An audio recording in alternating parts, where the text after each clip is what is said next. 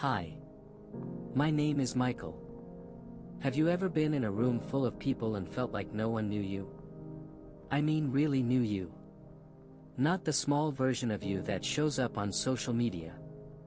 Not the version that checks the boxes. The real you. That is the kind of loneliness I want to talk about. It is quiet. It is not always loud. It lives in the space between messages and meetings. It sits with you while you smile. A few years ago, I thought loneliness meant being alone. I thought I would feel it if I had no one sitting next to me. But I learned something different. I learned that you can be surrounded by people and still feel empty. You can talk a lot and not be heard. You can have many friends online and still want a single person who sees you. Here is a moment I will never forget. I was in a cafe waiting for a friend. The place was full. Everyone looked busy. People laughed. Yet one woman near me sat by herself. She had a cup of tea and a notebook. She looked like she had everything together. But every few minutes, she would pick up her phone, type a sentence, then erase it. That image stayed with me. She was trying to be seen. She wanted someone to notice. She was close to people. She was still lonely. This is not rare. It is common now. We live in a world that gives us many ways to connect. We have more tools to reach others than at any time in history. But those tools can also keep us from meeting each other. A message is not a conversation. A comment is not presence. We trade long talks for quick checks. We trade being known for being known by many. Why does that happen? Part of it is that attention is a kind of money now. The people and things that get the most attention grow. So we learn to show parts of ourselves that get us likes and applause. We edit the parts that make people uncomfortable. We hide the doubts. We hide the small hurts. It works. That edited life gets us replies and praise. It also makes us smaller inside. Another reason is fear. Saying what you really feel can bring awkwardness or judgment. So we learn to keep things light. We learn to answer, "I am fine," even when we are not. We learn to smile in photos because smiles are safe. Pretending is easier than risk. Over time it becomes the habit. Pretending changes us slowly. Little by little, the real feelings are put away. We become people who can perform well in public but who do not have anyone who sees the real, messy parts. We meet at coffee shops and parties. We laugh together. We do not talk about our nights awake. That silence builds a wall. I want to tell you about a man I knew. His name was Daniel. He had a steady job and a steady cheerfulness. He was the person who always said yes. He worked late.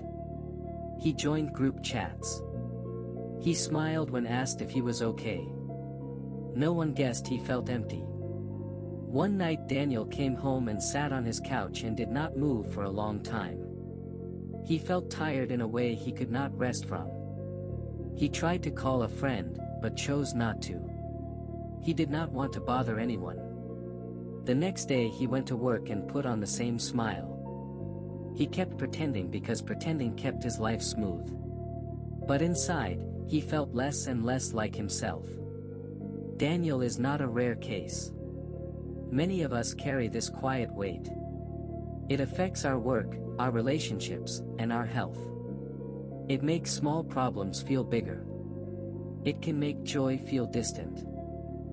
Here is what I learned from watching Daniel and from watching myself. Loneliness becomes real when we do not get what I will call recognition. Recognition means that someone knows a small, true thing about you and accepts it. It does not mean the other person fixes anything. It simply means they see you. When someone recognizes the real you, it feels like a light in a dark room. That light is rare now. What can we do about it? I will not give you a long list of steps. I will offer a few simple, real ideas that do not ask you to be perfect. They only ask you to be honest in small ways. First, choose one person in your life who you trust a bit. Not a therapist. Not a stranger. Someone who has been there in good and bad times. Tell them something small and true about how you feel. Not a confession. Just a line. Something like, "Some nights I feel a little lost." See how it lands. Do not expect huge changes. Do not expect them to fix it. Notice what happens. Often the person will say something small back that makes you feel less alone. Second, make one shared quiet moment a week. Pick a time when you put your phone away, even for 10 minutes. It could be with a friend, a family member, or alone in the same room as someone you care about. Sit and listen without trying to solve anything. The world asks us to fix problems quickly. Listening is different. Listening shows that you are present. Presence can be rare and powerful. Third, practice small honesty.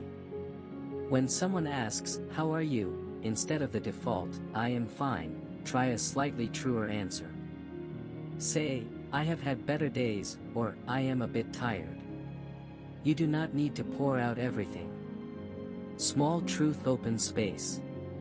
Sometimes the other person will answer with a truth of their own.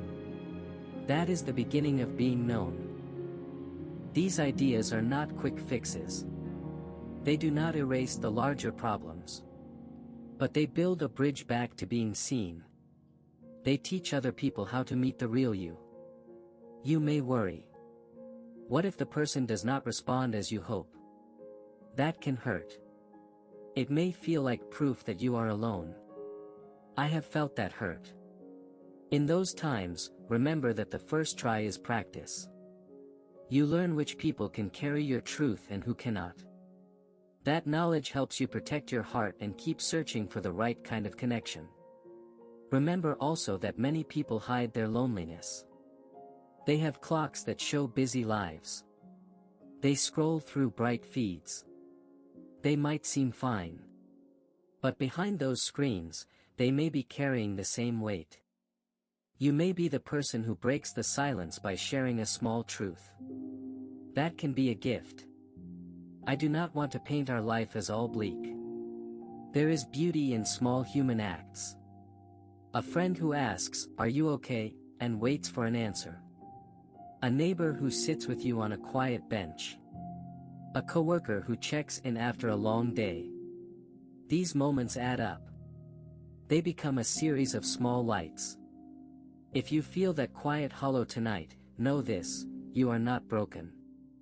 You are living in a time that asks special things of us. The tools that link us can also hide us.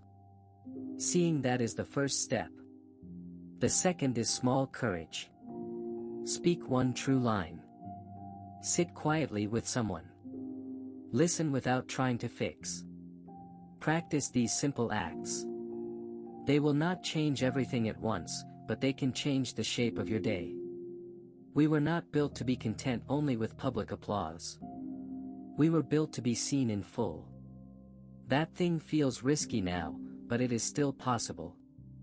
Thank you for being here, and I will see you in the next reflection.